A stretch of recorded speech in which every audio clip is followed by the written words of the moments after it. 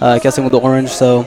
Yeah, orange is a pleasure casting with him. Good analytical mind, which I could tap into. It's also good, once in a while getting an actual pro player on the casting bench, where you just, can give you insight maybe that, you might not get necessarily from a caster who doesn't have the same, analysis power, I guess. So next match is the last match of the day between Kolento and StanCifka, and it's a very important match for both of these players. Yeah, this is a big one, not only because it's a clash of two strong players, especially StanCifka, who's been on form, but if Kolento loses this game, he is out. Yeah, technically, StanCifka, if he wins, I think he's guaranteed to go through to Sunday, as he told me, which means that with 3 matches won today, with 5 matches played total, he'll have an above-average win rate of 60% at the very least. And if Kolento loses, then he's going to be in the bottom, half, and as a result of that, I don't think there's any way for him to climb back up, I don't think, unless maybe there's a tie happening between, 4th and 5th. There's a possibility. Yeah, it's a bit strong me saying out, but it's very hard for him to come back. Getting a win now is super important because he doesn't want to go in tomorrow with a lot of pressure on his shoulders, and relying on other players losing is not a good way to go into a round. Right, it's good if you rely on your opponents losing, but other players losing for you to actually propel you forward doesn't really make all that much sense. So maybe out was a bit strong, I apologize, but very close. Yeah, you're actually pretty close to out. For all intents and purposes, we'd consider him in a really bad spot. So that being said, before we move on, I think we're going to have a video of both players, giving us some more of their thoughts. They've already done quite a bit of that, but they're going to do a little bit more of it. So we'll be right back. Всегда должен быть один комментатор, который знает об игре очень много, и один, который более общается с аудиторией, задает вопросы. Первую роль я мог бы занять легко, потому что об игре я знаю много. Говорить не очень люблю, это да, но говорить о игре могу долго и с толком. Да, тренировал людей, говорят, помогает иногда ничего не говорят. Конкретно сказать не могу, но хочется верить, что помогает. Ошибки все делают, иногда такие базовые, например, когда нужно с миньонами торговаться, когда нужно наносить урон по врагу, по противнику, когда нужно сохранить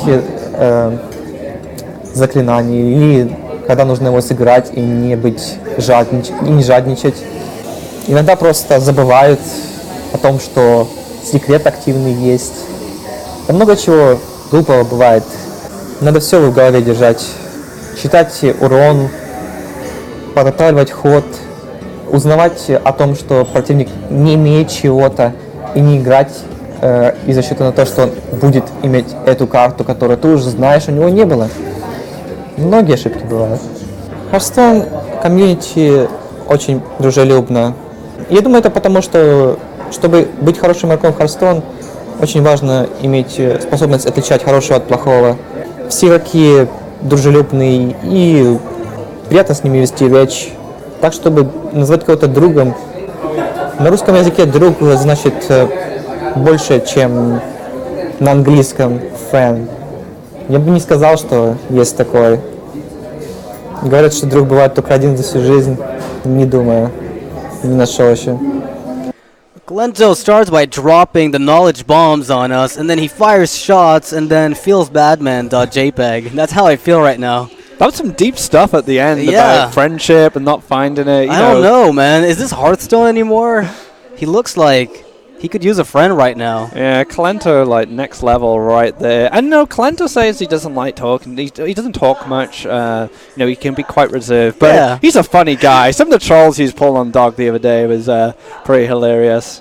Yeah. I just wonder, though, if he will ever find his friend in the Hearthstone scene, if he will have to, wait to go beyond it. Maybe there's a Trollento out there for him to be friends with. But, his opponent, StanCifka, we've talked a lot about him. He's been on fire this tournament. He's been doing way too well, considering the lineup of players that are stacked in the event so far. He's gone 3-0 for the first match against his first opponent, Thais, if I'm not mistaken. Was that the first match that he ended up playing against? 3-2, sorry. First. Cypher first, and then he ended up beating his opponent, Dog 3-0. 3-1, that 3-1, yeah. So there were 3-1 and a 3-0, which means he's effectively 6 wins, 1 loss. And if he ends up going with a positive win rate against Kolento and taking the series, he's just going to have a guaranteed spot on Sunday, which means he's going to the top 4 without even having to fight anymore. So definitely something he's happy about. StanCifka's expressed how he likes to have fun, like socialize and hang out. Right. So this will take a lot of weight off his shoulders for tomorrow, and he maybe can have some fun tonight and just relax. But StanCifka probably has a lot to say about all sorts of things, so we'll let him talk about it. Very smooth. I practice a lot with my friends from MTG environment, because in Magic the Gathering there are a lot of very smart people who are trying to improve in the card game. So I brought a lot of them into Hearthstone, and they're helping me to prepare. And I also practice a lot with other good players, like mostly with G2 members, Thais and Life Coach, because they have very good analytic approach and we are helping each other a lot. So that's my main resources of preparation. But honestly, most of work you have to do yourself. You have to practice a lot on a ladder, on, you know, against like each other players, because no one can do the dirty work for you. You have to like really work hard every day in order to improve yourself. And like I think everyone here knows it, and like there's nothing someone else can do for you. They can obviously help you, but most of the part is on your hard work. We are meeting each other on very regular basis. Like there are plenty of events like Via Game House Cup, Star Letters it's now a usual event, like there's Seed Story, there are Dream Hacks. So we are meeting each other very often, but we are very good friends, and I'm always looking forward to seeing them, talking with them, like, and partying with them as well. So some of them are very, very good friends, and especially I'm very good friend with Taj, and I'm really looking forward to seeing him here. What I like about Hearthstone is the Hearthstone pro player community, because actually the reason why I moved to Hearthstone was that in 2014 I visited DreamHack in Romania, and I was no one at that point. Like I was quite known MTG player, but no one has a clue who I am in the community. And I went to Bucharest, and everyone was so friendly. It was so unexpected, and it was so nice that I thought to myself, oh, I need to play this game because I would like to meet these guys very often, like, and these guys could be my very good friends. I met Taj, I've met Life Coach over there, also I've met Skip, and we are very good friends since then, and I'm always looking forward to see these players at the events. So I really love the Hearthstone community, and I think we don't look at each other as a concurrents or rivals, but as a friends, and we can learn a lot from each other. So they are really interesting personalities, and I would say I have a lot of good friends in Hearthstone area. If someone is so good in analytical thinking in preparation, why wouldn't he be like the best player in the world in that case? And the only answer is because he's not able to handle the stress at the tournaments. And it's very rare actually, because I don't know anyone who is very good in understanding the game, but he doesn't have results himself. And it's completely different in the other games. I can see that in Dota or in League of Legends or even in Counter-Strike, someone could have very good analytical approach and knows perfectly what to do, what to pick, or what to ban, and what to do in general, while he's, for example, not fast enough to execute it himself. So he could be very good coach in these games, while I don't know any personality like this in Hearthstone. And I simply think if someone would be that great, he would play himself and be the best in the world. So I don't see future of coaches in Hearthstone. At the moment, I see myself as a player, like 100%. And it could obviously change after some time. I could maybe get bored by the game or whatever, but at the moment, I see myself purely as a player, because I'm still fascinated by the game, and I'm also not that, like, you know, talkative person or whatever, entertaining. I can obviously work in this area and improve myself, but I still, by heart, I still gonna be the player and not, you know, celebrity or whatever, how you want to call it. So I don't see my future as a caster or whatever, but who knows. That's a lot of talk about friendship from both of these guys. StanCifka just saying, you know, I think the best thing about Hearthstone is the community, and he's not wrong, I'd say. I totally agree. The atmosphere from all the players. I mean, I've only recently come into the scene, especially the competitive scene as a cast, and I've got to meet a lot of pros, and they've been so like friendly and welcoming. I haven't felt just like a guy in the shadows. They'd let me involve myself in conversations with them, and it's really nice. They'll really hug like you like just casually out of nowhere. Like, why are you coming up to me? It's just a thing, right? Yeah, just walking down the corridor. You're getting mobbed by all the Hearthstone pros want to hug you. That's exactly what happens. Yeah, I really like the overall. I think I agree with his points. The whole thing about coaching, I don't know. I feel like coaching does work for some people. I know some people who've paid for coaching. Of course, received it from some of the top players who offer it, and it's worked for some of them. Like, they actually got to improve. But there's so much in Hearthstone to cover that I think maybe there's a lot more to do on your own, maybe than rely on someone else to just teach you everything. I mean, from a professional coaching perspective, I don't know if he meant that at all, but Orange said in a previous game that Purple was very influential in his progression as a player. Yeah. So it just goes to show, like... Yeah, Purple is a guy I think who's influenced a lot of the top players' careers from the North American scene. You know, there's a small group of players, and they've been, helping each other out for a while now. So it looks like Kolento has had his Hunter banned, which is something StanCifka did in his previous 2 games. So he's keeping with his game plan here, and Kolento is banning that Mage. I don't think he wants to see a repeat of the Cypher game where 80 health up and still lose. Nobody's prepared to face off against that Freeze Mage from StanCifka. And the thing is, if they're not prepared to face that, are they prepared to face the rest? Because StanCifka is willing to take on Patron. He is fully ready. He said he can tech his decks to make them work. He did amazingly well against Cypher, winning 2 games against Patron Warrior, something that you don't see very frequently. So we'll see if he can pull it off against one of the best, Kolento. And Kolento's Patron is about to be unleashed here. Is this going to be his first game where he can pilot this deck? A deck I imagine he's invested incredible amount of time in. A lot of pros have, because it was got to a point where you should just bring Patron because it's the best deck. Like, why wouldn't you bring it? Yeah, but you can't bring it if you're not good at it, which made it so the time investment you had to just give that one deck was tremendous. And as a result of that, some people have complained, with BlizzCon being so near, I think it kind of sucks that all my experience goes away. But as far as the general health of the game is concerned, I think that's definitely something positive. Yeah, there's room for adaptation. Yeah, especially in the future. The best players should be able, anyway, to adapt to the metagame. If everybody's in the same boat, right, and they all have to deal with the same change, it's an equal playing field, basically. So Control Warrior going into Patron here. Control Warrior can have a pretty good time against Patron.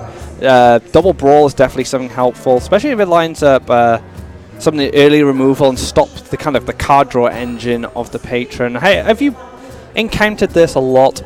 This matchup? I think Control Warrior is generally thought of as one of a few counters to Patron. If you look at Patron Warrior, if you think about its direct counters, you would have Handlock, Druid, and probably on 3rd place would be Control Warrior. So if StanCifka's intent was to do just a targeting of Patron, he did a good job. And his Freeze Mage was also particularly good just because of the Sludge Belchers, the duplicates. It really worked out nicely. And if it happened to be Control Warrior, even that Freeze Mage with the duplicate would still work. Yeah, for sure. And StanCifka, although Kolento really hasn't had a fast start here. He does get Coin Death Spite, but he just armored up, so it gives StanCifka some time to kind of build up on his resources. Yeah, let's see what Kolento opts to do here. Playing it slowly can often be just the best way to do it. You can play Acolyte of Pain, set up some card draw. You give some to your opponent, but it's exponentially more important for you to get it in a matchup like this one, where you're trying to pull off a combo. There's really no reason to coin out a Death Bite this early. You could play it on curve and be just good enough. You could just shield block here, I guess, the cycle instead. I mean, what he can potentially Acolyte, do. it's fine. It's all right. Something you could potentially do in the future. If you look at his hand, he's got Inner Rage, he's got Whirlwind, Death Spite, and a coin. So that could set up a massive Patron board, but Brawl is going to be on his mind, so it's another thing he has to consider if he decides to go for kind of that a strong board play. It makes a lot of sense to just try it. Like, you do one wave of Patrons. If they stick, then all the better. You don't expect them to, but if they do, then that's amazing.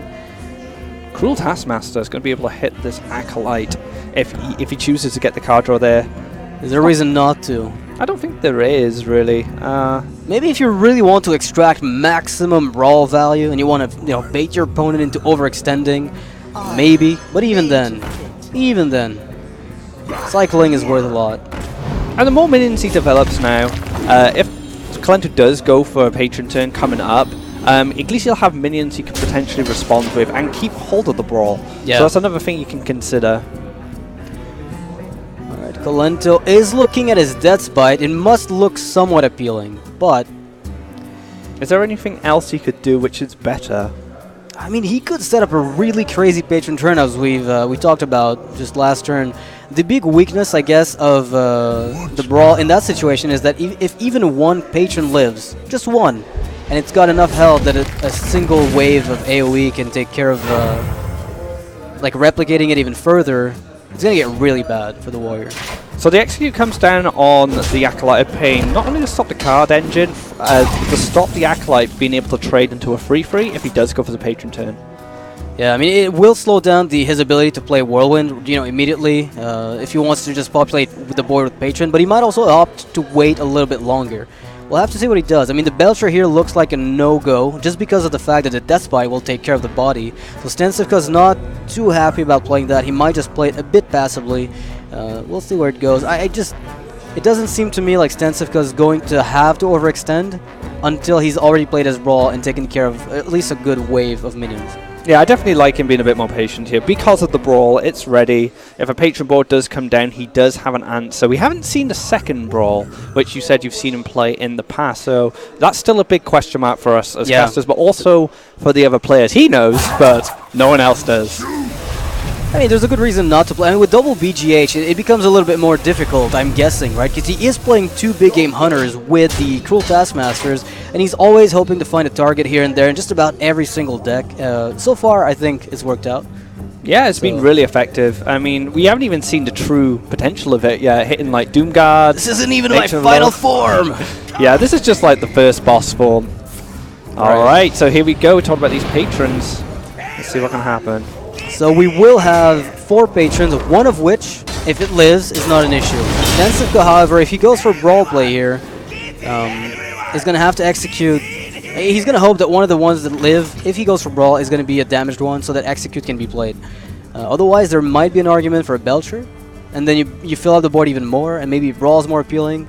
The more damaged patrons on the board, the better off you are. I just don't know when the exact time for pulling the trigger would be. I think brawl has to come down. If he did play the Belcher, the 5/1 trades into it nicely. But not only that, the 3/2, he gets more patrons, but he also enables a big battle rage potentially. Wow, the perfect outcome for StanCifka. All right, I would have almost considered letting that live, but I've got no counterplay immediately. So, because at 1 health it can't replicate, so that's definitely not the biggest threat as far as patrons on the board. There was a 2-card battle rage he may have considered trying to reduce. No, that's right. So I mean, battle rage. That's a great point, actually. Definitely. I mean, that's another thing you need to consider with kind of anything damaged on their side of the field. Do you really want to give him more cards, more ways to fish for another patron? We want to slow him down as much as possible, especially after the first patron board has been dealt with. Yeah, no, StanCifka's basically thinking to himself, I'm either going to die to the second wave of patrons, or I'm not going to die. Frothing Berserker would have to be comboed with a tremendous amount of Whirlwind effect. It's going to take a very specific setup for that to happen, and card draw is an integral part of getting there, so definitely the execute makes a lot of sense. So Dr. Boom may have seemed obvious, but I do prefer Deathspite because you limit the amount of card draw. If you played Dr. Boom, he could have just ran the Acolyte into a Boombot, and then he got 1 draw, then if the Boombot hit that again, he got another draw, and it was guaranteed like 3 draws total from a single Acolyte of Pain. And then Battle Rage comes out, and you're just like, nah, this is too much card draw, you need to slow him down. Kolento does have the double Frothing, double Whirlwind. All he needs now is a Warsong Commander and a little bit of, filled up board to make those Frothing Berserkers count. Yeah, for sure. He just needs to wait now, and he kind of needs to just draw more cards, maybe find a Forsen, slam the Forsen down, get the reduced cost, and then just go for one big swing turn where you can just take him out. Yeah. Emperor Forsen sounds good. Emperor Forsen sounds brilliant. And there's still another patron, He's still got an option to kind of go for another patron turn. It's with Warsong Commander, and 1 brawl's gone, so I don't know how much easier it's going to be for StanCifka to deal with that. Yeah. But that's the future. Let's for now, things are a bit strange. It looks a bit strange for Kolento. I mean, he has the option of going for the Fiery War Axe to kill the 4/2. Does he want to take the damage? Of course, that depends on what he thinks he's going to be drawing into. Do you battle rage for a single card? Is that ever worth it? I would consider it if my hand is dry, as dry as this one. But with a Whirlwind, surely you can extract a little bit more value out of the battle rage. It seems like he's just probably going to armor up here, try and get StanCifka to run his Despite into the 2-2. It's a very low value Despite. Slam. StanCifka with the Grom Hellscream. I like Grom. Yeah, I like it too. So now he's putting a lot of pressure. No execute is going to make Kolento's day a little bit more difficult. And we've seen this kind of style of play from StanCifka in his previous games, where there was a point against Dog where he stopped being defensive and just said, you know what, deal with my threats now. Yeah, and there's a point where you absolutely have to turn the tides. And it's definitely working out for him. No execute here. Might force a battle rage. Might force 2 even. Oh man, that is like drawing 1 card out of battle rage just because you want the execute. Would you ever consider going for like Ghoul Whirlwind battle rage? Oh man, Kolento's got even bigger plans than this. He's going in, and to hell with your logic. If you can't kill that Ghoul, you're in for a lot of trouble, StanCifka, is what Kolento's saying, because now the battle rages will draw a tremendous amount of cards. Alright, so how does... Let's have a look at Dr. Boom and attack the Ghoul. Let the Boom Bots do what they do. You know, that could be an option. It looks like one to me. With a Slime, I think you can kill at least 1 Frothing. Yeah, for sure. It looks fine. Slam first on the Frothing. Just see where that goes. You might find something a little bit better. Maybe a weapon even. A weapon even? I think Slam first might not be bad. And then Dr. Boom. No, he's doing it. Oh, this is amazing. I like this. Alright, let's see where the Boom Bots go. And they go. Well, they're taking their time because Frothings are really, really patient people. Wow, really? Frothings? You're going to make this anticlimactic? Oh, one goes down, and the other doesn't. Uh-oh. That one lives. But 36 health. It's not a big deal, right? Battle raging for 2 cards now. So you can get 4 cards off the battle rage. Possibly more if he finds another minion to play in Whirlwind. No execute so far. On paper, this looks like a good patron play. Like you go patron, Whirlwind, and then you attack into the Grom with your 11-3. Yeah, it's not to die, right. but it's clunky. It is, but the thing that Kolento needs to consider is, you know, StanCifka's still got a lot of health. He's got 2 big bodies. He could fish for Whirlwinds. He could fish for executes, but if he doesn't find them, he can't do the patron turn then and put pressure. So he's got to weigh up what's more important, I think. Yeah. Do you go all in on the draw and hope that you find the executes, or do you play the patrons and assume they're going to live, which I think is a realistic assumption. At this stage, you've seen a brawl. It's realistic to assume that at least 2 patrons will live, and maybe from there you can pilot the win, the deck to the victory. This is kind of all in though. Both Frothings, both patrons gone. So there's nothing else. If these patrons get dealt with, this could be the end of Kolento's patron. All right, everyone's getting in here for the very last time, and StanCifka is going to have to find answers. He does have some at the very least. You know, with the Slime, he can kill 1. He can then kill one of the healthy guys. Oh, wow. That will make sure to deny Kolento any chance of getting more of those patrons. And with no Frothings and no patrons left, looks like the end. So we can, so the Slam 1, trade, Fiery War Axe, Belcher, what are you going to do? That is it. And StanCifka is going to win what we already knew to be a favorable matchup. But sometimes, you know, Patron does what it does, and you can't really stop it. Yep. So until now, Kolento might just keep fighting on just to get some more information from StanCifka here. Yeah?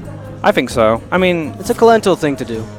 I think it's worth it, especially in Kolento's shoes, where winning this series is pretty important. Kolento is looking at this. I mean, he knows deep down that if he goes Warsong Commander Unstable Ghoul, he can wipe the board, certainly. Like the 1-2 Slime is not going to be a problem. You can always kill it with the War Axe. But then, what is your win condition? Forsen, on his own, punching through 30 health. 6 mana 5/5. That sounds absolutely fantastic. There we go. So he does get the board clear. I mean, on the upside, I guess Thorsten will at least be able to reduce the cost of Inner Rage down to -1. -1. I think you actually gain mana if you play a -1 card. Yeah, infinite mana, actually. But there's Jessica Trueheart. Oh, and there's Harrison Jones. Even he can reduce damage through getting rid of the weapon, or he can just reduce damage by armoring up. Justica, armor up. There's not enough damage in Kolento's deck to tank through the hero power right now. StanCifka will be armoring up. Kolento is, I think, playing the information game, but StanCifka is knowledgeable enough about the value of information. You know, he did it himself, I think, playing for information in the past, so he knows that revealing anything is just a mistake.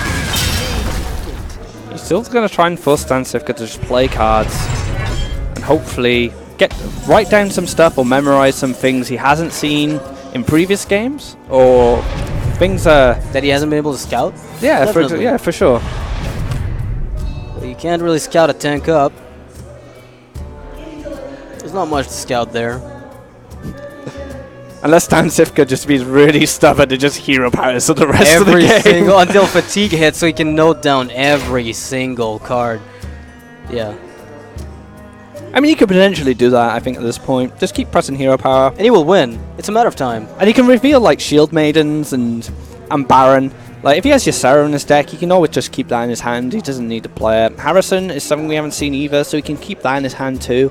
I mean, we've seen it in his hand, but never played. Exactly. Which means that maybe Kolento didn't get to see it when he was scouting. There's that chance always. Wow, double Armor Smith. The value. Incredible. Did we miss something? Does Kolento have like a third patron that we missed? Because he seems to be like playing this as though it's going somewhere, and I'm not too sure if it really is.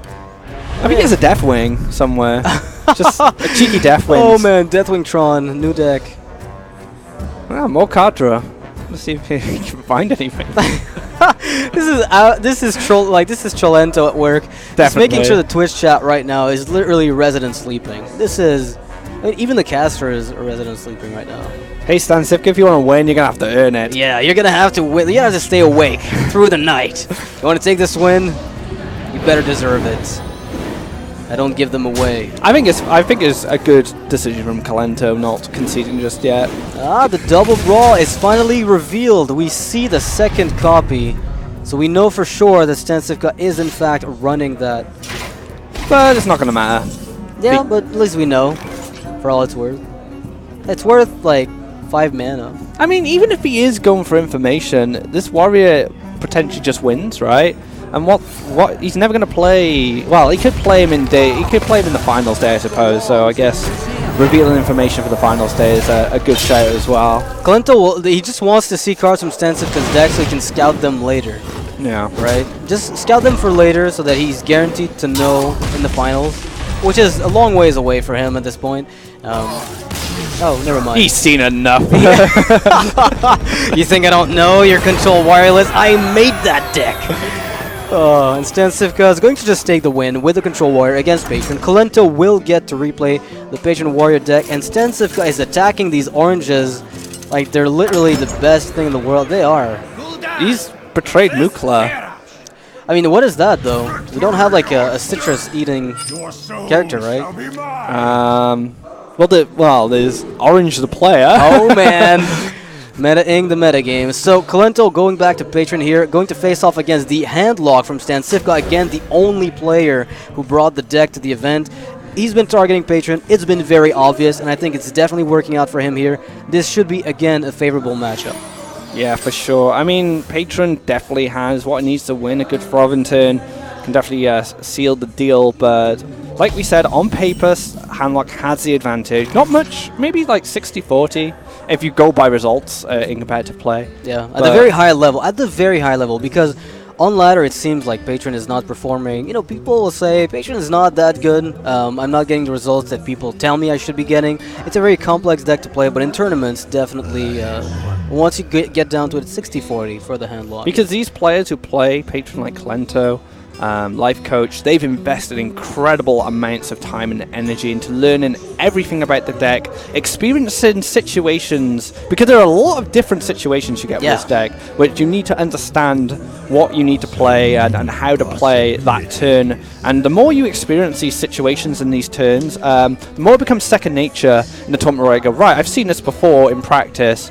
I did this, it didn't work, but in another game I did this and it worked pretty well. So I'm going to do this decision instead of that decision because that decision worked in practice. In practice, yeah. So, and it takes a lot of that. It's interesting because StanCifka was telling me about his own practice runs with Life Coach.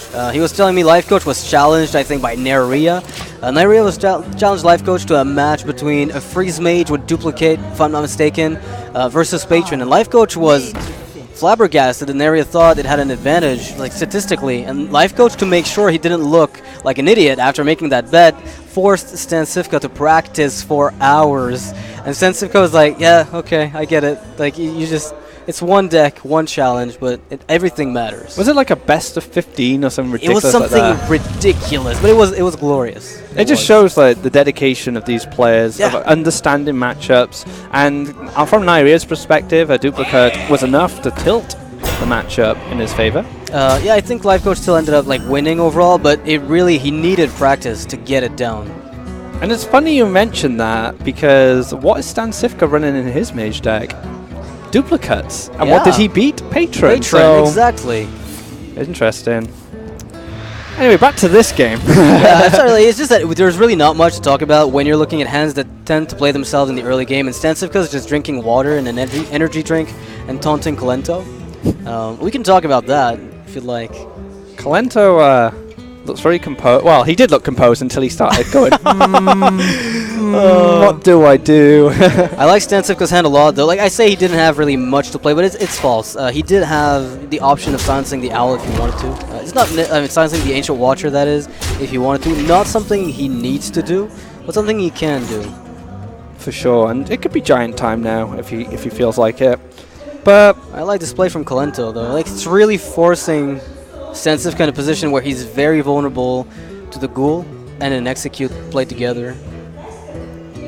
I think I'm not sure what you do for StanCifka here. Did you just go for the Giant? Silence the Ghoul. Silence the Ghoul? Yeah, no, it doesn't make sense. I think the Giant's just okay. It's okay just because it's like, you know, Kolento's game plan involves killing your Giant. But that's fine. That's a risk you can take because you've got the Emperor Thorson, because you've got the Mal'Ganis like for later. So technically, even if he gets his game plan through now, your game plan extends beyond his. You think you can win the long game, and as a result of that, giving him the Execute here is really not something you're too worried about. So something Kolento could do here, he's really ballsy. He could actually just tank the Giant with a weapon, then Battle Rage, and try and find some other things other than the Execute, so he can hold on to that Execute for a taunter. So if he finds like a Slam, I love that play. He's got enough damage to kind of like push through, but it's quite a ballsy play, I think. What about Grim Patron, and then you use the Ghoul with the weapon for 6 damage on the Giant, then use the 1/4, and you have like 1,000 Patrons on the board. Is that ever worth it? Potentially, but Hellfire exploits it. Yeah, of super course, hard. exactly. That's the biggest weakness of that kind of play. He is going to go for the Battle Rage you spoke of, though, and I think right now it's his best bet. He gets a little bit of armor on the back of that. He can just use the Whirlwind here, actually, to clear. So he gets a lot of cards. He has to throw away a Whirlwind, but he doesn't really use his Execute, which is the super important thing here, because he needs them for the taunts. He might not even have to Whirlwind, because the Ghoul will kill off the Giant anyway. Oh, that's true, of course. And unless the silence comes down, oh. The dreaded Hoot Hoot. Hoot Hoot indeed. Yeah. StanCifka with a... Yeah, he's got the Owl option. I'm not sure it's worth it at this stage. It feels mediocre. However, the Emperor Thorson does look very appealing. You've seen one of the Death Spite, so you expect your opponent to have to use either the second one or a mix of, you know, Slam, Fiery War Axe, and Execute perhaps on the Emperor Thorson. So you're okay with that. So, Execute is still there. No Death Spite. He's got Slam. He's got a way to clear this just with Fiery War Axe and Slam alone. Exactly. And he's quite healthy, I suppose, as well, especially because considering StanCifka's board will be reset and you have to start building on it again. So, I think it's fine. You can slam first, just cycle through, and then if you get a Death Spite, that's pretty good too. So we'll see what he yeah, it's just Fiery War Axe. That's fine. Alright, so far fairly typical from both these players. StanCifka, you know, with a really cheap Drake, is going to be getting himself a really big minion that I think Kolento might be forced to execute. One thing to note, though, about executes in this matchup is that you really want to keep them not for big minions, but for minions that are taunted when you're going for the kill. It's not so much the big minions that worry you as much as it is the ones that have taunt on them. And keeping the execute for that is worth a lot more than just killing a big Drake, even though it's a 4-9. Speaking of taunts, StanCifka is missing Arguses and Sunfuries at the moment. I mean, the Void Caller is a good pickup here because obviously the demons in his hand, good at interaction there. But being able to find those taunters will be super important because he needs to be able to stop, especially after Thorson comes down, a potential swing turn which can kill a handlock. As he's tapping away and making himself lower, Throvin, it becomes super scary.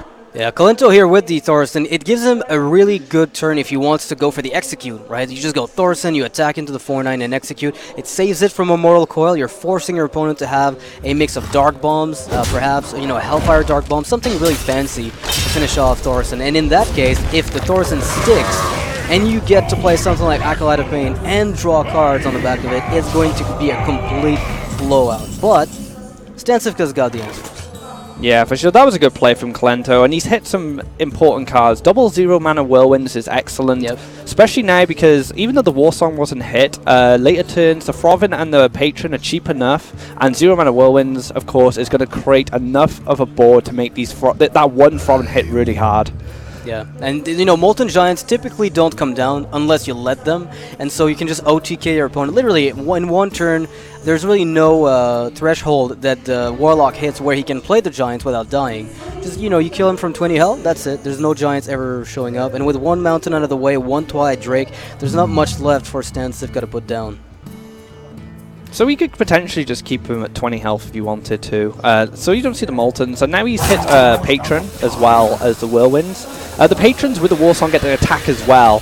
So no matter, so there's a lot of damage built up, but from just the Throvin alone. But the Patrons do work as well, and he'll have at least 4 Patrons. So he has 12 damage from Patrons with just 2 Whirlwinds. So it's a lot of damage, all in all. And StanCifka did not discard anything crucial from the Doomguard. We saw a Shadow Flame go and an Ironbeak Owl again. He doesn't need those too much. The Shadow Flame would have been very helpful, considering he doesn't have the Hellfire with him just yet, and Kolento's going to be drawing a few cards. StanCifka is still looking for some kind of big threat that's going to put Kolento on the back foot, but that's not there yet. I mean, the Fiery War Axe shield block, that looks gorgeous. The one thing Kolento could fall short on here is drawing Warsong. If Warsongs are in his last couple of cards of his deck and he doesn't get there, he could just not win because he just didn't draw the Warsong. And I've seen that in quite a few games I've casted where the Patron player doesn't draw a Warsong, he has everything else he needs, but he doesn't have to charge, and that could be crucial. Yeah, I mean, one of the things that StanCifka's worried about at the moment is definitely that Emperor. He saw it fall down. He has no idea that the Warsong wasn't hit. So just the fact that the threat of what could be in Kolento's hand is enough to maybe make StanCifka play. It's going to warp his play, definitely. Like, put it maybe towards more of the defensive side and allow Kolento to capitalize on it. That's a really important pickup there. The Argus, he was missing the taunt activators before, but now he has them. He can develop the Void Caller, which has a really good target for the Mal'Ganis. Next turn, Twilight Drake into Argus on the Void Caller and the Drake, if the Void Caller survives, makes a big taunt wall, and also it could drop the Mal'Ganis and give him immunity. So some strong things going forward for StanCifka here. Kolento still doesn't have his execute, not the second one at least. He used the first one on the Drake. He's got the option of slamming for card draw on the Void wall, on the Void Caller. What that gives him is the opportunity perhaps to find the execute. If Mal'Ganis comes out, you don't care. You Whirlwind with your Acolyte on the board. You're more than happy. Oh, he actually just goes for... Oh, wow. What a good play. What a good play from Kolento here. Drawing 2 cards instead. Maximizes the potential to find what he's looking for. Double Throvin and an X2 and a Warsong. He found everything he needed then. So Kolento is very close in the next 1 or 2 turns to finishing this game off. I think it might be over next turn actually if you look at it, because the Acolyte of Pain here can just make a quick trade if it wants. I would suppose that by leaving the Void Caller up, you're forcing StanCifka in a position where it can't get popped and summon Mal'Ganis. So if he wants to play Mal'Ganis, it's going to be from hand. If he wants to taunt up, that's going to cost a lot of mana. If he wants to heal up, you can probably still kill him through the heal bot. So Kolento here, I think, is in a very, very good position. Next turn looks like if there's no taunts coming, it's going to be over. And here we go. This is it. This is StanCifka's last line of defense here, potentially. But double. This is so much going on for Kolento in his hand there. Dealing with the Mal'Ganis might prove troublesome, but I don't think so. I think Kolento probably has this. I mean, the execute really makes this a lot easier, but it doesn't guarantee the win. It's just that by going War Song with the patrons, like the first way, like with the second War Song, you could even escalate this over multiple turns if you really want to, because you can't play both Frauddings at the moment. So he's going to gain, from his first Whirlwind effect, he's going to gain 8 attack on the Froth, and he gains +1 attack on from the inner rage just from that. So this trade goes in, so that's another +1, so it goes to the 7. So he's going to get 7 off his first Whirlwind, generates 2 more patrons, and he's going to get 9. And this just, wow, it's just a matter. Yeah, that's it. That's exactly it. He's got overkill. He can the second Whirlwind and the inner rage really seal this. Just crazy amounts of damage, and all these patrons can attack as well. And this is, I think this is what Blizzard are afraid of with this deck. let's be honest. Right. This is pretty much what Blizzard was. This is what they were nerfing when they changed the War Song. It's not the fact that patrons are awesome, because patrons are awesome. They're kind of a cool card mechanically. Like I was really excited when I saw the deck initially. But the more you see it, and you see these kinds of plays being made, it takes a lot of skill and a lot of good decision-making to get there, but there's no counterplay really from StanCifka. There was really nothing he could do. Even if he'd healed up with the heal bot here, what did it matter? It's just too much. I mean, so much damage from hand is ridiculous. So, yeah, the favorable quote-unquote matchup for the hand lock falls short to Patron once again in competitive play, as I see so often. But you know what's really awesome though is that now StanCifka will not have to play against it again. Even when you build a lineup against Patron, and this is one of the reproaches I get that people had against the deck, is even when you build a deck that's meant to beat Patron, it's still not going to beat it often enough to really justify building an entire lineup around it. So I think overall, even if StanCifka is unhappy about the loss, it's fine, because you expect Patron to at least win one match at some point. And he got 1 game off the Patron, at least, so, you went 1-1. That's fine. It evens out. And with the Mage from Kolento and the Paladin left, StanCifka still has matchups that he can handle. He can play the anti-aggression game fairly effectively. So Tempo Mage is a deck that's picked up in a lot of popularity because of this ban format, I think, but also because of NA's kind of exposing the deck. A lot of variations. Nias had a very different deck to Hot Form had a very different deck to Jab. There were a lot of different kind of little tweaks that kind of made their decks their own, and Nias even went as far as to say that he thinks that Tempo Mage does pretty good against Handlock. He's quite happy because you put enough pressure onto them where they're in Fireball range or Fireball Frostbolt range that you can just burst them from hand. So we'll just see how Kolento manages this matchup. Yeah, it was very like Tempo Mage reminds me of the old Aggro Mage, except it's a lot better than it used to be, in that it's a lot more consistent. It's not playing aggressive as much as it is playing on tempo, as its name indicates. What's interesting about against Handlock is that it seems like the burn should help you out a lot more than it actually does. Like, very often you end up with those Fireballs or Frostbolts, which, yes, are your win condition, but sometimes it comes down to top decking them, and that always feels awful. But Mirror Entity, very strong card against Handlock when they don't hit the perfect Ancient Watcher or Iron Beak Owl. Later in the game, it's just complete blowout. I've seen this really good play where you play Spell Sling it into Tracking into Fireball. Like, man, that is excellent play there. We saw that from Jab, I think, the Pioneer. Yeah, he's the tracking into Fireball play from Spells. I mean, that was a really innovative play, definitely. Definitely. I'd never thought of doing that myself, but, Jab, good player. That is why they're there and we're here, right? Right, for sure. That is why. So, what Kolento is going to want to do is put enough pressure on him. Maybe just... I mean, with Tempo Mage, you kind of have to just go for it. You can't always you can play around Molten Giants to an extent. You can get them to kind of like, when it depends on their mana count, you can kind of play around the Giants and then just push for lethal. But sometimes you just have to go for it and just hope they don't have it and just finish them off. So there's a lot of kind of high risk, high reward kind of. it's kind of all in sometimes. Right, and I feel like Tempo Mage, and that's the reason why Tice for one doesn't like it, is that it's a deck that goes all in a lot more often than other ones, and Tice is not a player necessarily that wants to make those kind of calls. It fits certain players a lot more than others. Some people are very risk averse, right? They just don't like playing the risky stuff. I don't imagine StanCifka playing Tempo Mage. It just doesn't seem to fit like a playstyle he'd be good with, or at least happy with. Whereas somebody like Kolento can play just about anything. Dog likes it a lot. Jab, of course, loved it. I don't think I've ever seen Kolento play Tempo Mage. Kolento tends to favor whatever's good. That's kind of the way he plays these things. Like, I'll just take whatever's good and I'll win with it. And Kolento's also at a point now where he can take decks that are working, like at the high level, and he just tweaks them to completely optimize them. He was saying in the interview, I don't think anything new can really be made. And what he means by that is you just take a deck and you modify it, and that's effectively as good, if not better, than trying to create something from scratch. Yeah, I mean, it's pretty harsh to say that no new decks can come out, but I think what he means, I think, is on a competitive level, there's stuff that's tried and tested. You might as well use that and tweak it to how you feel will make it better. And that's what he does here. Like you said, he takes these decks that exist, they've tested, they've proven, and then he makes them his own. Alright, so Kolento here with a forced fireball on the Drake. That's okay. StanCifka's now resting a little bit easier, knowing that there's no fireball coming his way anytime soon, based on the odds of it happening. Now, what do? You just play the Void Caller because the Doom Guard's free? Yeah, for sure. Yeah. I mean, once you've seen that fireball, like I said, you can wipe the sweat off his forehead and to be like, okay, I can relax just a little bit. I can maybe play just a little bit slower and get some value from this Void Caller. Now we have to know, Kolento is playing a duplicate in this deck, I remember. Tice played against him earlier and was very surprised by the duplicates, so Kolento here could go for a Mana Worm Mirror Entity, trade the Mad Scientist away, get himself both the Mirror Entity and the duplicate if he wants, but that's going to, of course, be a very risky play, because if the Doom Guard comes out and you can't answer it, that's a bit problematic.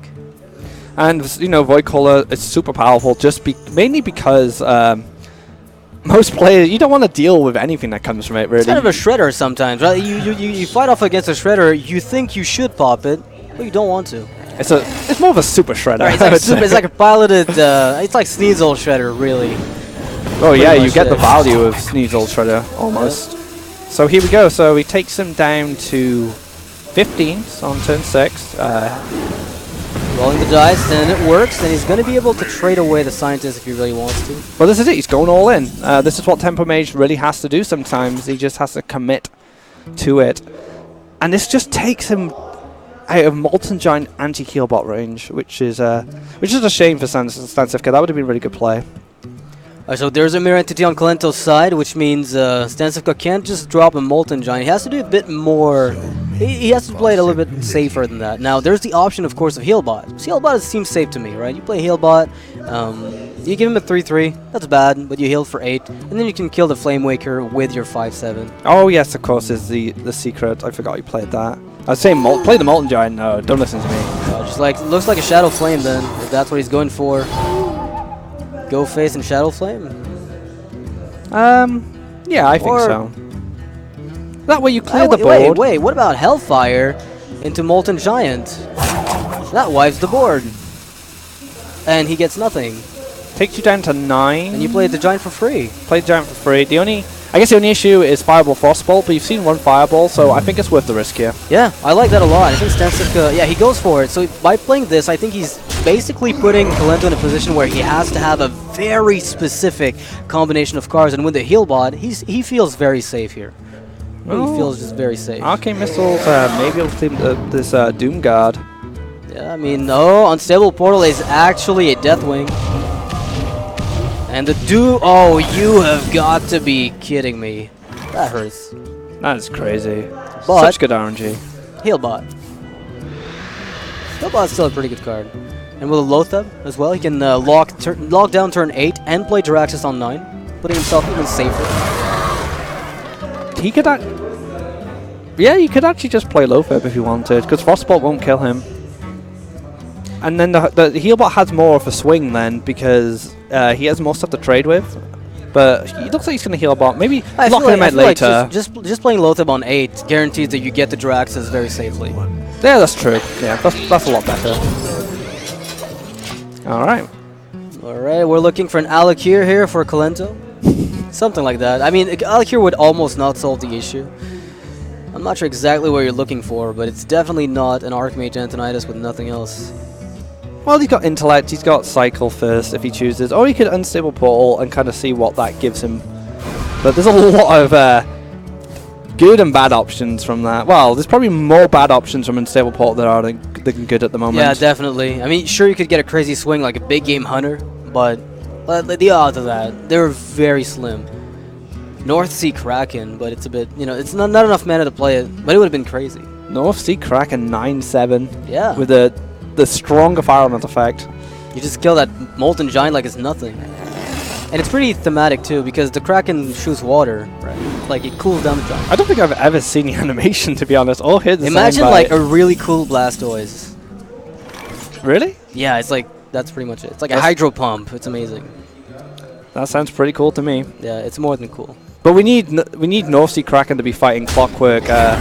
Clockwork Giant, for the oh my Pacific god. Rim battle, right? Oh goodness. Alright, so StanCifka putting a lot of pressure here. 8-4, 8-8, and 3-1. He's got lethal next turn. I mean, if the two Giants live, even if the heal bot is dead, Jiraxis' weapon will take care of this. With Lothar to lock down spells, he's probably relatively safe. So Kolento needs to pray to Arn Jesus, otherwise he's just going to be doing, subpar, I want to say, Fireball, kill Giant, ping the heal bot, let the 8-8 live. It just doesn't feel like something you want to do. Oh, wow. Wrathguard. Yeah, that's awful. That can't be good.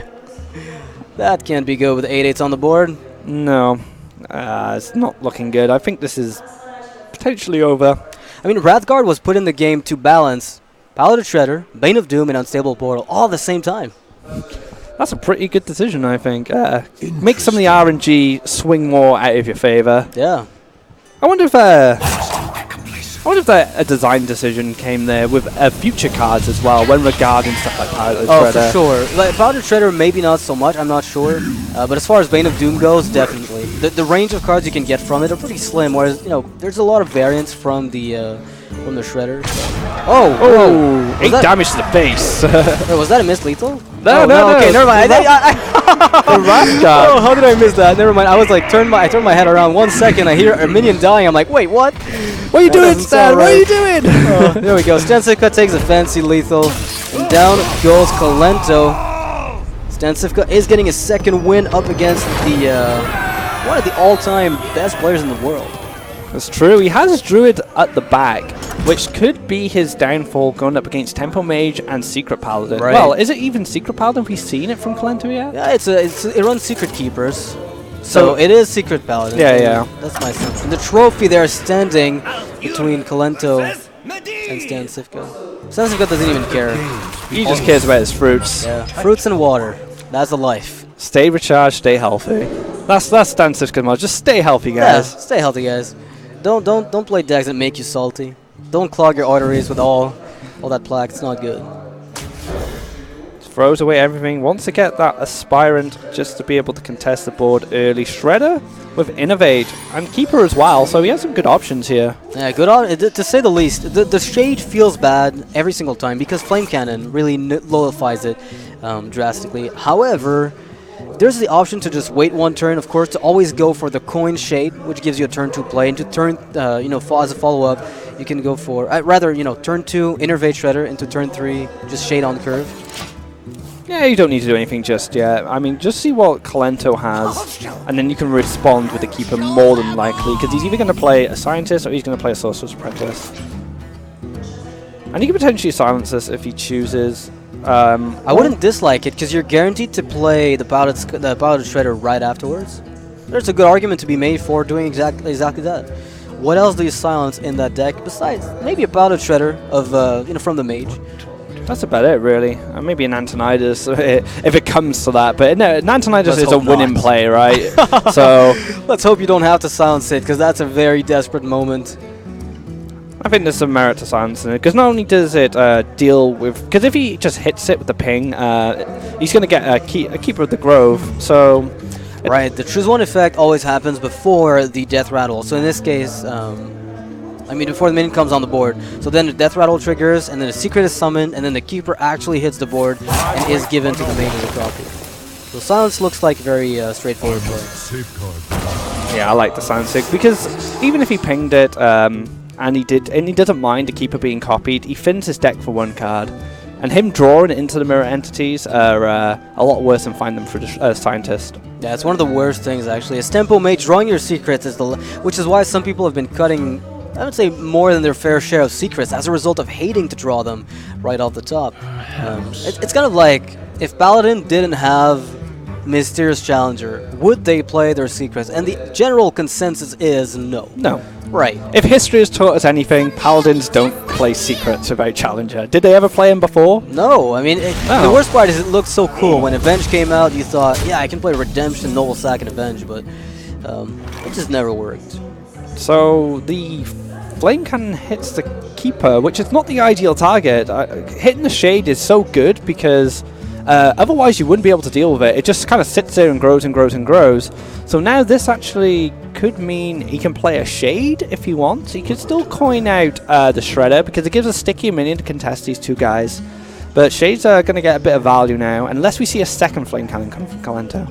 Yeah, StanCifka playing the Shade here, I think he might end up using them as trading tools very early, or very soon, rather than keep them for later. But it's something that you'll never get the opportunity to do any earlier. And if you go for Shredder, like he's doing here, you're banking on your ability to force the opponent to trade away his minions, which, if he's got removal, he's not going to do. What that prevents, though, is if the opponent has his own Shredder, then he can't use spells to kill off your Shredder.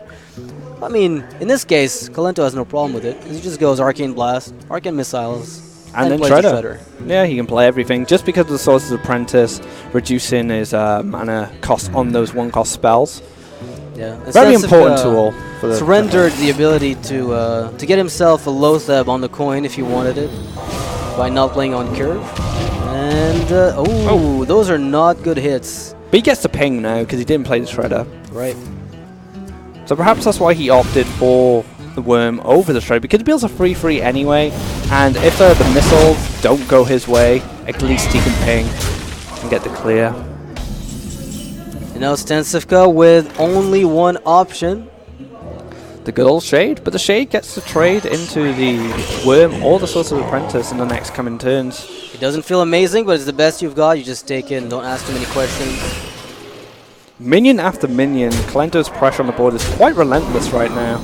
Yeah, that's how you win against Druid. You can't let them get the edge at any single point. Now the Loatheb will give StanCifka, whenever he wants it, it will give him a little bit of breathing room, but if he plays it now, it's almost not going to do anything because the ping from Kolento with the Shredder will deal with it very easily. Don't even need any spells here. He finds a Flame Waker. Not going to find much use yet. Not a bad card to have, but without spells, those two Sorcerer's Apprentices with the Flame Waker don't accomplish much, besides, of course, putting a lot of pressure on StanCifka and forcing him to respond every single turn and play from behind. Potentially, Kolento could just go on the aggressive here. And just go full face. Play both minions, go face, let the Druid deal with this if he doesn't have swipe. And even if he does, even if he has swipe, how much can he really remove from this board to the point where I'm going to lose this over time? He can swipe Wrath, which is the best thing that can happen for StanCifka. If he doesn't, if he just has the swipe and hero power, it might not be enough. I mean, the Shredder still sticks around. And then a Fireball might seal it. Yeah. Exactly. So there's a lot of directions. Kolento could keep fighting for board here if he chooses, and that could be fine too. But he is in top deck mode almost because these minions will most likely come down. At least one of them. He's still kind of waiting for a Fireball or something. I think if you're going to be I think we can take the initiative here. Oh, he gets. He could use that next turn. He gets a reason to ping every single turn now. This guy doesn't attack unless you ping. So no Inspire, no attack. And Kolento is still able to put on pressure on StanCifka. I mean, StanCifka could go for the Tempo BGH, could go for the Shade of Nax. It looks to me like a decent play. If anything, you have to put something down. The advantage of keeping one card in hand like Kolento did is you could just plant into your opponent's head. This is Frostbolt, this is Fireball, this is Lethal. So that's an advantage with him playing it this way as well. I like it. Speaking of Fireball. Oh, is that game? Yeah, that looks like game. We're looking at 7 damage on the board with a Fireball. That is going to be it. He can just ping to finish off his opponent. Yep. Is he tunnel visioning? I hope not. It's been seen before. You know, when you just don't realize you actually have the lethal. If he started tunnel visioning after what he said in the interview before, like, Kolento, listen to your own wise words. You have to count the lethal. People make really stupid mistakes, but he doesn't make those. He just ends up getting the win. Right here, no real worries. I think for a moment there he's smiling. I think he realized, oh my god, I almost didn't count my damage.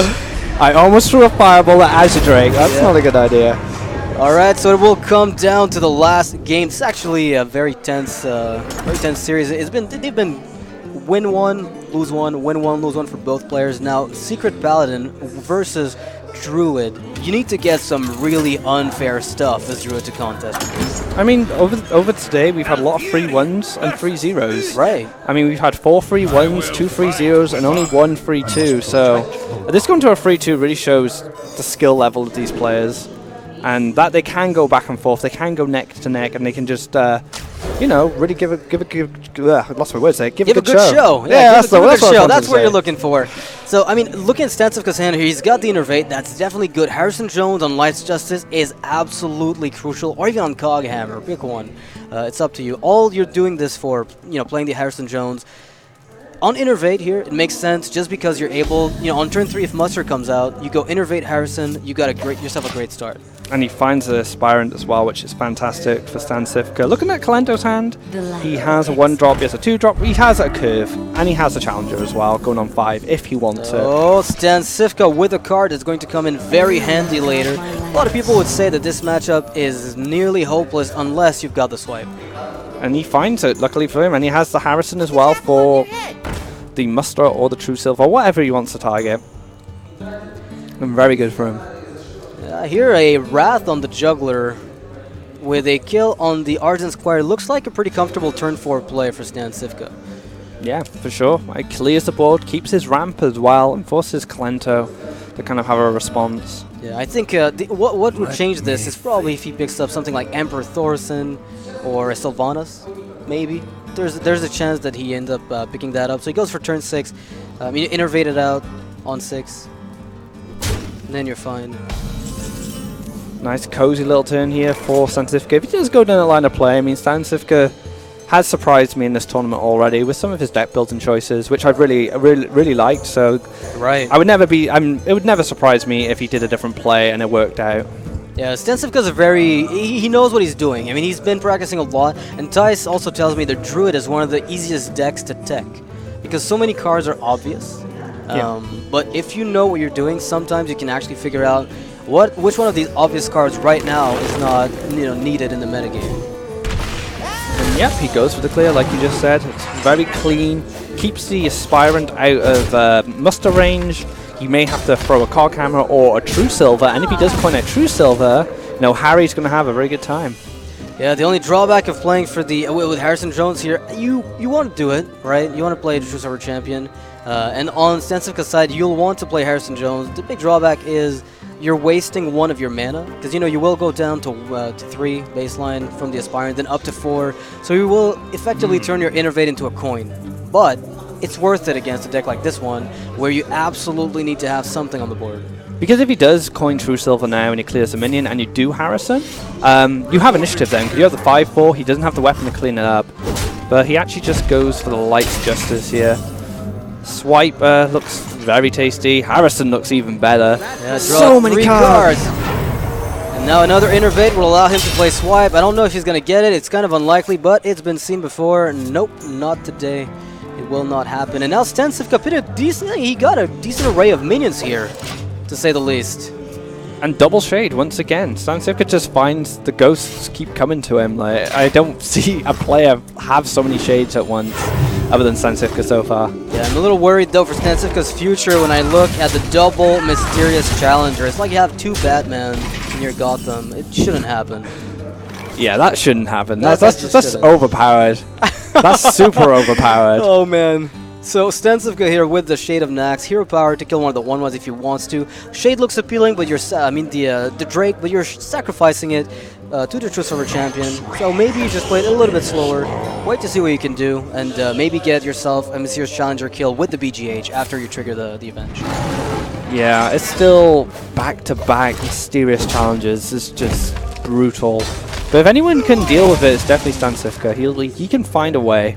I mean, he does play BGH ×2, I think, in most of the decks that we've seen. Yeah. So if he does have a second copy of Big Game Hunter, that's going to give him another out. Of course, it's not over, because if Kolento, if the Noble Sacrifice ends up triggering and buffing the Challenger, then all BGH has to do is target that 6/6. StanCifka also has the option of going for a swipe to face, forcing the Avenge to be on the 6/6, right? And then just innervating out the BGH. Oh yeah, that's really good as well. And it will, redeem the 1/1, guaranteeing that he's not going to be in a bad spot afterwards. Nah, this is tough. I mean, that's a very nice way of going about it. Redemption goes off as well on the 1/1, so you don't get a good redemption target. But then the second Mysterious Challenger comes down, and yeah, I mean, if you're StanCifka here, the last thing you're playing around is probably the second copy of it, but it will be a big problem when it falls down, that's for sure. you need to deal with what's happening now. Yeah, Forget the future. There is no future with challengers around. That's what I've learned. If I don't deal with them now, that's pretty much it. And StanCifka is going to trigger the Noble Sacrifice with the Shade, set up, a Redemption Avenge to trigger right away, and it will not give him the BGH that he was looking for. But he can still use Force of Nature, one of them, to kill the 6/6. That's true. Or, swipe. That works too. Yeah, he doesn't really care about this Challenger at the moment. He is pretty healthy though. I mean, the competitive spirit will make it a BGH target by default. So that's true. Even if it doesn't eat up the Avenge and you can't kill it now, at least you can kill it afterwards, no matter what happens. But that second Challenger, man, the Avenge is being picked up by Kolento, so he will not get the second one. Assuming he even goes for that, I mean, would you ever just go double Secret Keeper, Shielded Minibot, Avenge? It feels to me like 2 2/3s and a 2/2 with Divine Shield may be better. Yeah, for sure against Druid. Yeah. Because you've just seen a Swipe, you've seen a Wrath, so that's two of the removals they have. No real hard removal for the Druid. It's very much damage based, and you can build up as much of the board as you want against Druid. There's no brawls, there's no Shadow Flames, there's nothing like that. So not yet, that's for sure. So that's potentially something he can do instead, or he could just go, well, none of your business again. Have another one. Are you asking questions about what you should play? You shouldn't be doing that. That's dangerous. 7 to face. Who am I?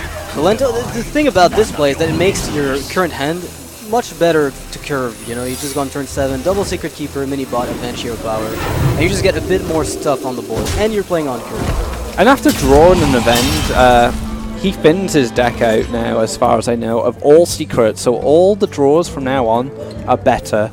So maybe he's just thinking about his future draws as well. Yeah, so here StanCifka has the option of killing the 7/6, of course, triggering a Redemption, if there is one, and the other Avenge, which he might be assuming right now is there.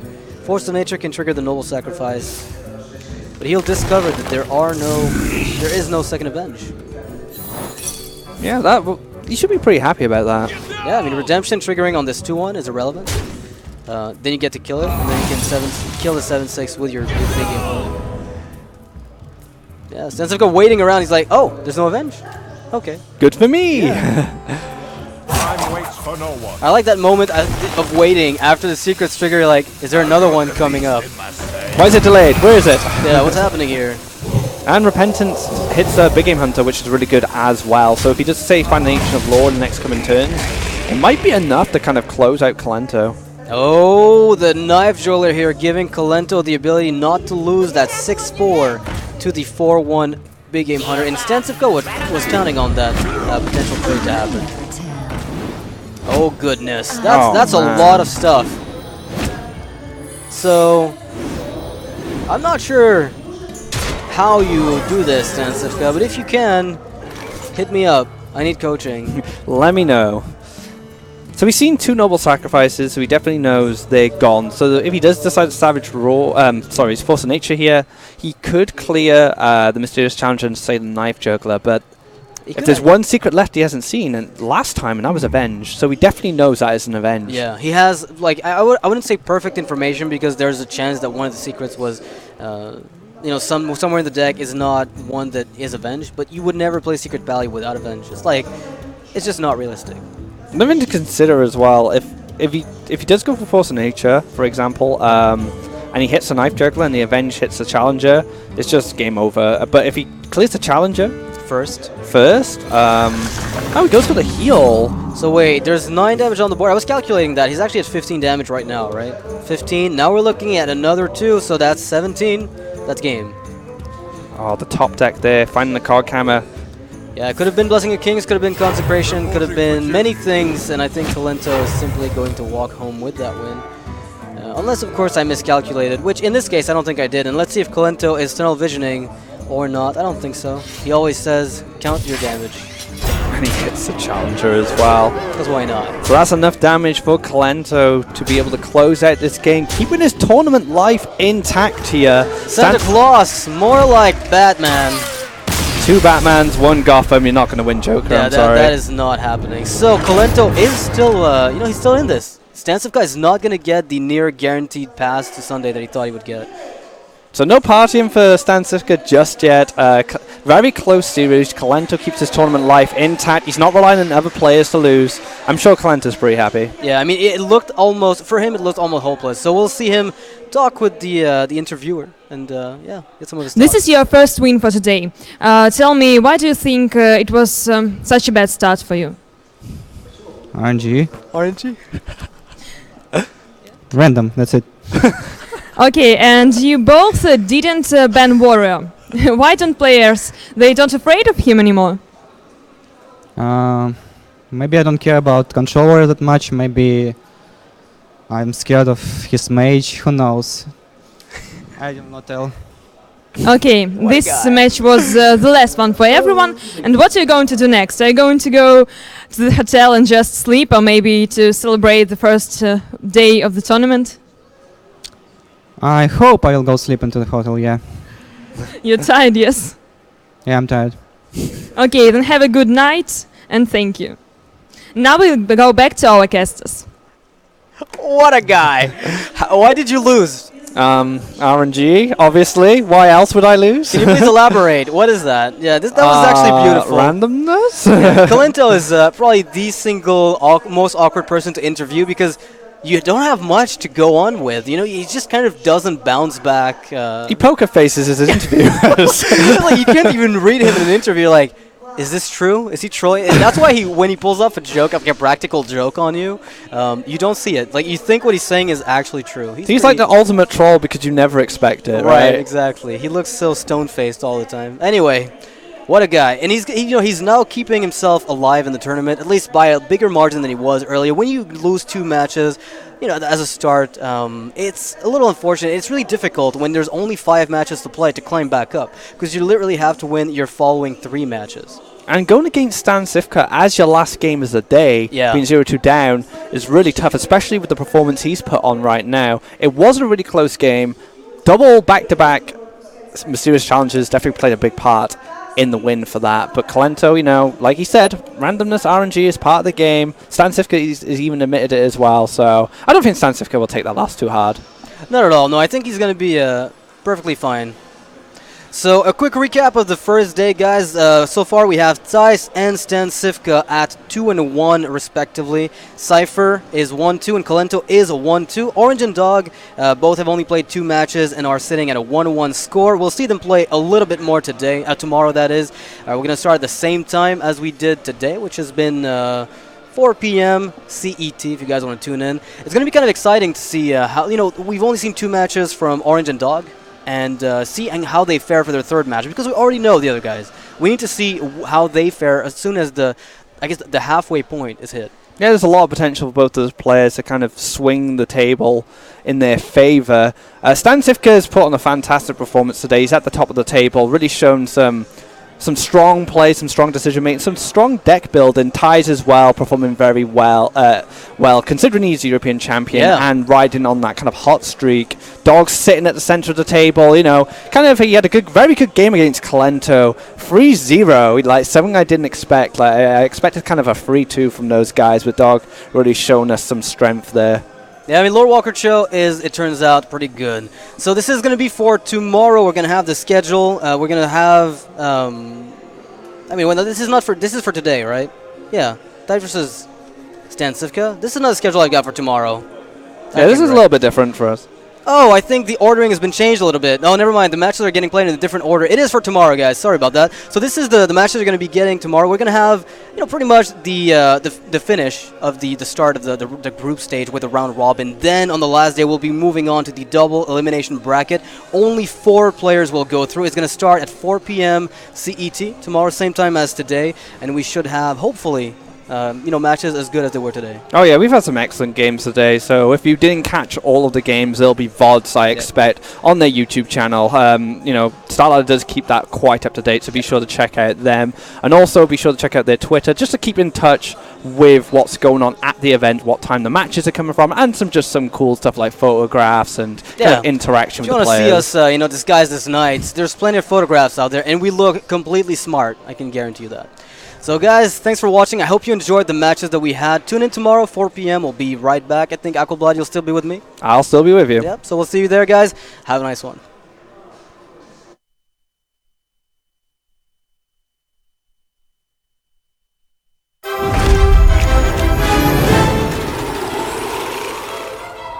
From east to west, heroes are sent, seeking glory in the greatest of events.